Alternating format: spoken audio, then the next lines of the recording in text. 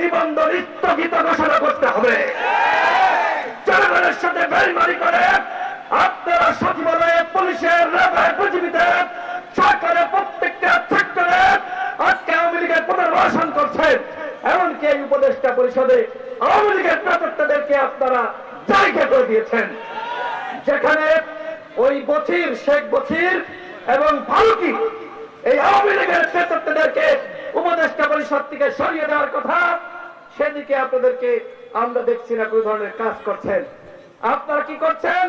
রাষ্ট্র সংস্কারের নামে গল্প শুনিয়ে জনগণকে ঘুম পাড়িয়ে রেখেছেন। কিন্তু জনগণ যে আসলে ভালো নাই, গ্রামগঞ্জে পাড়া মহল্লায় আওয়ামী লীগ অরাজকতা শুরু করেছে। উপদেষ্টাদেরকে বলবো, গ্রামে আসেন, পাড়ায় আসেন, মহল্লায় আসেন। শুধুমাত্র ওই সচিবালয়ের এসি রুমে বসে আপনারা রাষ্ট্র সংস্কার করতে পারবেন না।